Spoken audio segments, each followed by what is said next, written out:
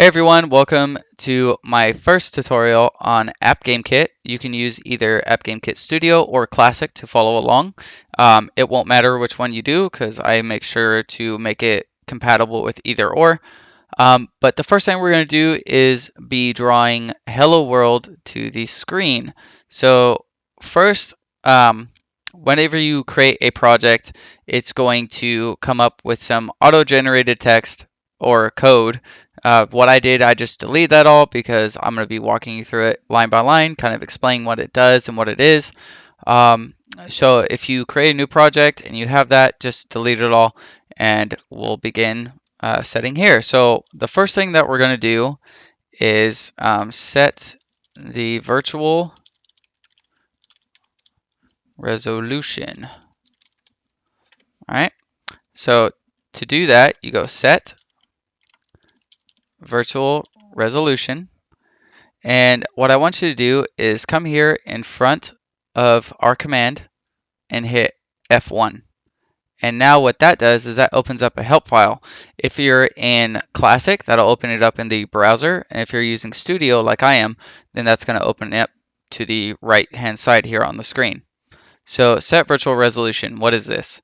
Well, first we have a description here, and it says the default approach for the coordinate system in AGK is to use a percentage-based system where 0, 0 represents the top left corner and 100, 100 the bottom right corner. So whenever we first create our game, it's automatically going to create it on to 100 pixels by 100 pixels. Okay, even though the window is going to be larger, the resolution is going to be at 100 by 100. The alternative approach is to treat the platform with a fixed resolution, so by say 320 by 480, and that's what we're going to do. We're going to create a fixed resolution. So the resolution I want to do is 1024 by 768. Oh, all right. And then really quick, I'm going to explain this, but just come down and do sync and loop. All right. Now I'm just going to run this. All right. So this is what we just did. We set the resolution in the game. And a way to tell if you set the resolution or not, let's go ahead and close that. So I'm just going to do print, and then I'm going to create a parenthesis and quotation points, and then another parenthesis, and in those quotation points, I'm going to put hello world. All right. So if we run it, it creates it at a pretty large text size, right? So we can see that pretty clearly.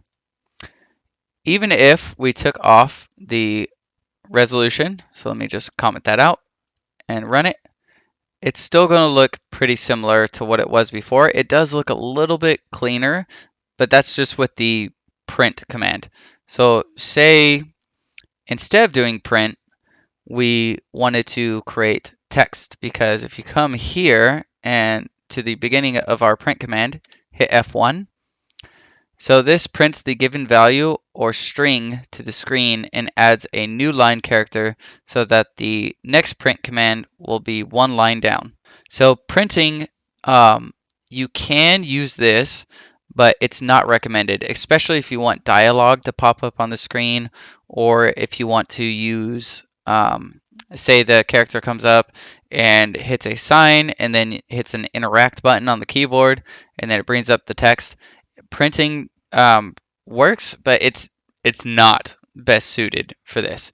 So what we want to do actually is delete this, and we're going to do something else. I'm going to leave this commented for now. And what we're going to do is create text. Okay. And we're going to set this to text number 1.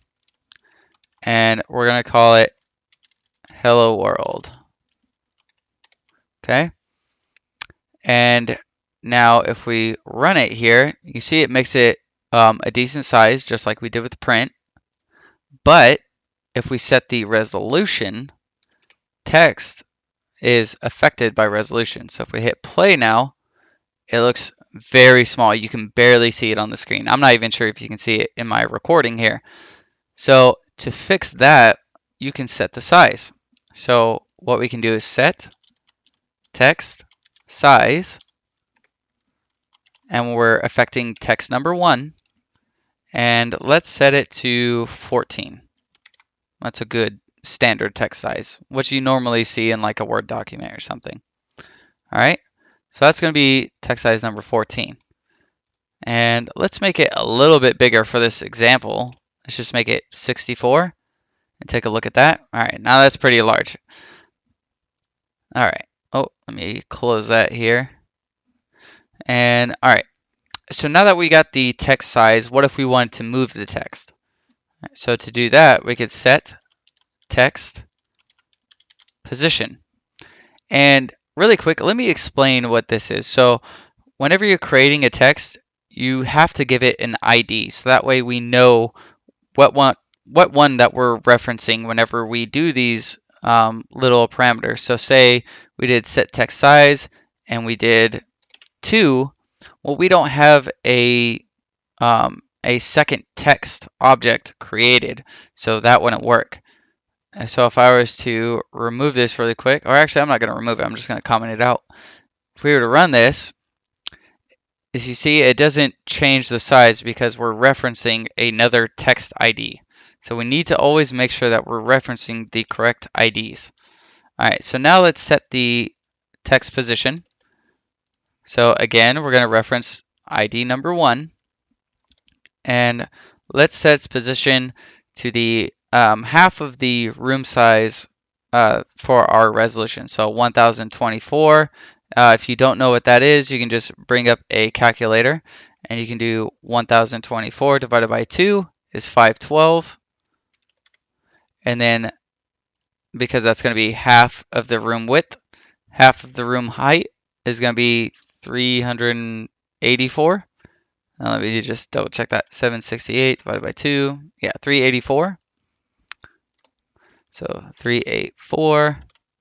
And now when we run our code, you can see hello world, but it doesn't look like it was drawn in the center, right? Well, that's because everything that's drawn in AppGameKit, whether it be a sprite or text, and sprites are the digital representations of our objects, or in other words, any graphic that's on the screen, they're all drawn from this upper left-hand corner here. So this portion right here is centered. If you look, it's directly in the center. All right, so how do we make it to where the whole text is centered? Well, for that, we can do a very simple command called set text align. If I can type here, there we go. Set text alignment, sorry, not align, alignment. And what we want to do is we're going to reference text ID number 1. And what we're going to do is you see here where it says integer I mode. So let's come to the front of this one. We're going to hit F1. And you're going to see here under the parameters, it says I mode. And I mode means the alignment mode to use. So 0 is to the left, 1 equals center, and 2 equals right. So if I bring up a Word document here, let me just get it pulled up. If I created a text that says hello, and this is going to be the aligned center, right? So this brings it to the center of the screen based on the center of the entire word. So that's exactly what we're going to be doing. We're going to set the alignment to center, which is going to be 1. And that's going to be it. So now if we run it, that brings our entire word to the center of the screen that we set the coordinates to. All right, and say we wanted to change the color. Well, we could do set text color, and we're referencing text ID number 1 again, and you want to go red, green, blue in order.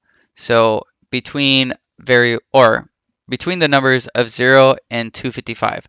So 0 means no color at all for that one, and 255 means 100% color for that particular one. So red, you want to do between 0 and 255. I'll just do 255 since we're going to make this text red first. Green, 0. We don't want any green.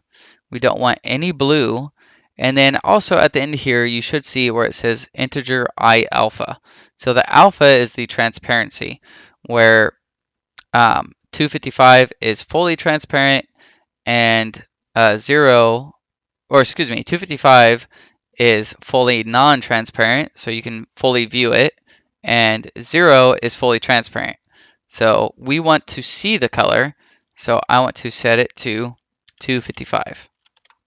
So now if we run it, we should have red text. There we go.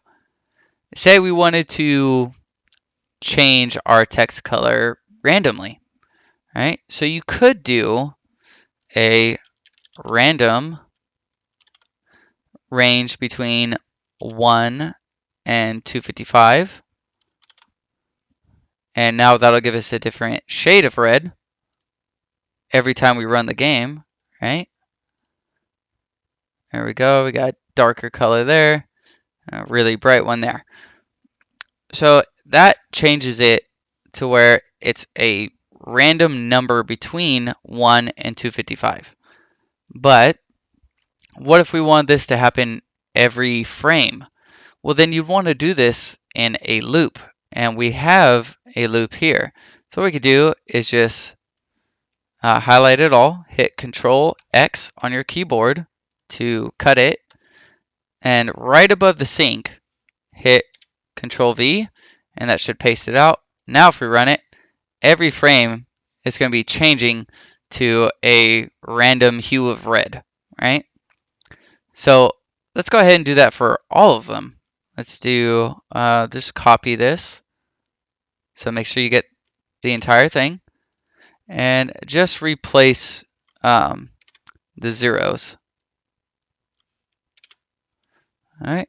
And now if we hit play, now it's changing all kinds of different colors because we're affecting red, green, and blue. All right. And now really quick, I guess we can talk about the do loop since I didn't talk about that yet, and also the sync.